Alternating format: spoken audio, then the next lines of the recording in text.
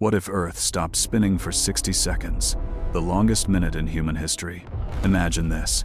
You're sitting right where you are now, and suddenly, without warning, you're thrown eastward at over 1,000 miles per hour. Your body becomes a projectile.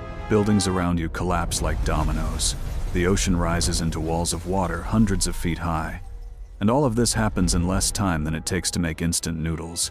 This isn't a nightmare. This is what would happen if Earth stopped spinning for just 60 seconds. Before we dive into this terrifying scenario, drop a comment below telling us what city you're watching from, and stay with us until the end to discover exactly what would happen in the longest, most catastrophic minute in human history. Trust me, you'll want to hear how this ends. Let's establish our parameters. Right now, as you're listening to this, you're moving fast, really fast. At the equator, Earth's surface spins at approximately 1,040 miles per hour. That's faster than the speed of sound. Even if you're sitting at 45 degrees latitude, you're still cruising at around 730 miles per hour. You just don't feel it because everything around you, the air, the buildings, the ground, is moving at the same speed. Now, for our thought experiment, let's imagine that in one instant, Earth's rotation simply stops. Not gradually, not slowly, just stops. Dead. Like someone hit the cosmic brake pedal with the force of 1 trillion atomic bombs. To be clear, this is physically impossible without a force so massive it defies comprehension. We're talking about halting a spinning mass that weighs 6 septillion kilograms. But that's the beauty of thought experiments. We can explore the impossible to understand the fundamental principles of physics that govern our existence. Here are our assumptions. Earth stops rotating instantly. Gravity remains constant. The sun continues to shine. And after exactly 60 seconds, Earth resumes its normal rotation, just as suddenly as it stopped. Everything else? Pure physics. Let's see what happens. The moment Earth stops, you don't. Neither does anything else that isn't anchored to bedrock. This is Newton's first law, in its most brutal form. An object in motion stays in motion unless acted upon by an external force. Well, Earth just experienced that external force. You didn't. At the equator, you continue moving eastward at 1,040 miles per hour. To put that in perspective, that's about 470 meters per second. You essentially become a human cannonball fired horizontally across the landscape. But it's not just you. Every car, every tree, every drop of water in every swimming pool, every cloud in the sky, everything continues its eastward journey while the ground beneath it has stopped. The results are instantly apocalyptic. People are thrown from their homes with the force of a car crash at highway speeds, except there's no seatbelt, no airbag, and no stopping. Buildings, not anchored deeply enough into bedrock, shear off their foundations and collapse eastward. The structural integrity of every skyscraper, bridge, and tower is instantly compromised.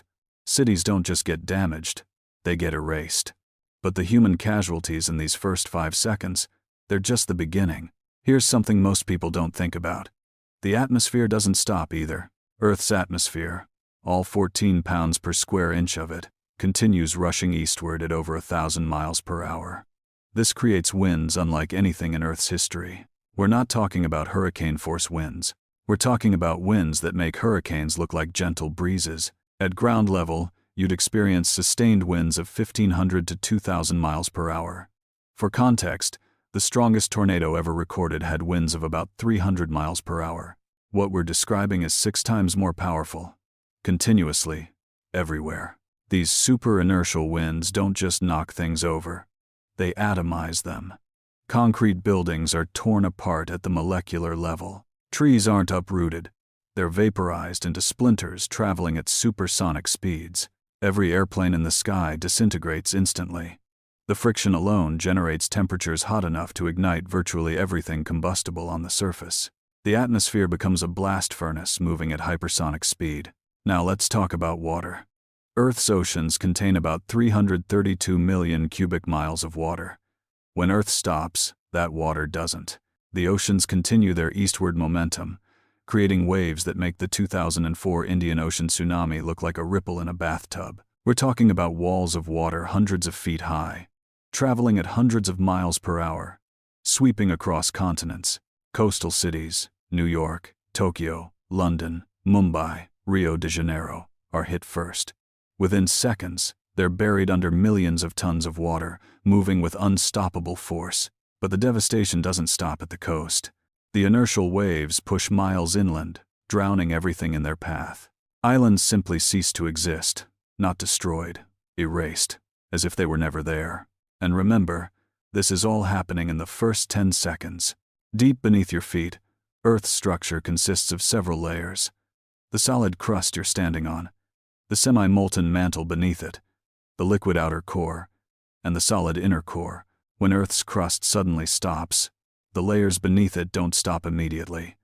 They continue rotating, creating a catastrophic shearing effect between layers. It's like trying to stop a spinning top by grabbing only the outer edge. The inside keeps spinning. This generates earthquakes, not just any earthquakes. We're talking magnitude 9, 10, maybe even higher, simultaneously. Everywhere. The tectonic plates, which normally move a few centimeters per year, suddenly shift meters or even kilometers in seconds. Every fault line on Earth ruptures at once. The Pacific Ring of Fire becomes a literal ring of fire as every volcano activates simultaneously. Yellowstone, Vesuvius, Krakatoa, Kilauea, all erupting in unison. The San Andreas Fault doesn't just slip, it tears open. The Himalayas experience upheaval. New mountains form, old ones collapse. The Earth's surface becomes as unstable as water in a shaken bottle. Here's something even more insidious. Earth's magnetic field. Our magnetic field is generated by the rotation of molten iron in the outer core. When the crust suddenly stops but the core continues rotating at its original speed, the magnetic field goes haywire. GPS satellites lose their reference points instantly. Every navigation system on Earth fails. But that's the least of our problems. Earth's magnetic field is our shield against solar radiation. When it becomes unstable, that shield develops holes.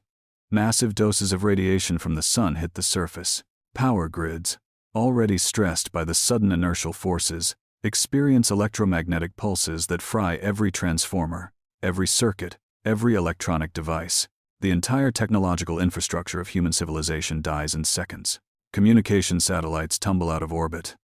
The International Space Station, no longer properly oriented, begins an uncontrolled descent. Every computer, every phone, every piece of modern technology becomes a useless brick. We're not just thrown back to the Stone Age. We're thrown back with none of the knowledge our ancestors had about surviving in that age. By now, 30 seconds have passed. The initial inertial forces are beginning to be dampened by friction between the moving atmosphere and the stopped surface. Wind speeds have decreased from 2,000 miles per hour to maybe 500 miles per hour, which, let's be clear, is still absolutely catastrophic. But it's an improvement. The atmosphere begins to heat up dramatically from friction. Temperatures at ground level soar. The sky takes on an eerie glow as aurora phenomena, normally confined to polar regions, appear everywhere due to the magnetic field disruption. Any survivors, and there wouldn't be many, would see something no human has ever witnessed. Global auroras painting the sky in colors of green, red, and purple, even at the equator. Beautiful and terrifying in equal measure. Then, at exactly 60 seconds, Earth starts spinning again. Just as suddenly as it stopped, this means everything we just described happens again. In reverse, the atmosphere, which had begun to slow down and match the stopped Earth's speed, is now thrown eastward again, as Earth accelerates back to its normal rotation. Another round of hypersonic winds, another series of global earthquakes, another set of oceanic tsunamis, this time traveling westward. Any structure that somehow survived the first minute is obliterated in the second. This double impact, stop and restart, ensures that virtually nothing on Earth's surface remains intact. Let's assume the impossible. Some humans survive. They're deep underground in reinforced bunkers, or incredibly lucky, or both. What world do they emerge into? The atmosphere is choked with volcanic ash and debris from pulverized cities. The sun is blocked, creating a nuclear winter effect that could last years. Global temperatures plummet. Any crops still standing are buried under ash or frozen solid. The ocean's ecosystems are devastated. The sudden movement has stirred up sediment, killed massive amounts of marine life, and disrupted currents that regulate Earth's climate. Between 80 and 95% of all human beings are dead. Most died in the first 10 seconds. The infrastructure of modern civilization, power plants, hospitals, water treatment facilities, farms, is completely destroyed. Supply chains don't just fail, they cease to exist. For the survivors, the challenge isn't just rebuilding. It's surviving the aftermath with no technology, no infrastructure, and a planet that's been fundamentally broken. It would take centuries, maybe millennia, to return to anything resembling our current civilization. And that's assuming the species survives at all. Now, could this actually happen? The short answer is no, absolutely not. The energy required to stop Earth's rotation would be incomprehensibly vast. We're talking about forces that would make every nuclear weapon ever built look like firecrackers. There's no known mechanism in the universe that could apply such force without first destroying the planet entirely. But here's what's fascinating. While the scenario is impossible, the physics of what would happen is completely sound. Every consequence we've described follows directly from established laws of physics. Inertia, friction, fluid dynamics, thermodynamics, it all checks out. This thought experiment reveals something profound about our existence. We live on a spinning ball of rock, protected by the thinnest of atmospheric blankets, held together by forces we barely perceive. We're traveling through space at tremendous speeds, yet we feel nothing because everything moves together in harmony. Break that harmony for just 60 seconds, and everything falls apart. So there you have it. 60 seconds. 1 minute. The time it takes to brush your teeth or scroll through a few social media posts. Yet if Earth stopped spinning for just that long, it would mean the end of civilization as we know it, and possibly the end of humanity itself. This isn't just a geological disaster or an atmospheric catastrophe. It's a complete breakdown of the cosmic mechanics that make life on Earth possible. The next time you feel the ground solid beneath your feet, remember, you're actually on a spacecraft called Earth, spinning at over 1,000 miles per hour, hurtling around the sun at 67,000 miles per hour, in a solar system that's racing through the galaxy at 500,000 miles per hour.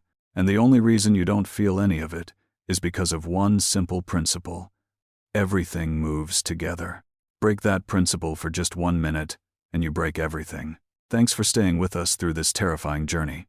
If you found this fascinating, hit that like button, subscribe for more mind-bending scientific scenarios, and drop a comment telling us what impossible scenario you'd like us to explore next. Until then, be grateful that Earth keeps spinning, and we'll see you in the next video.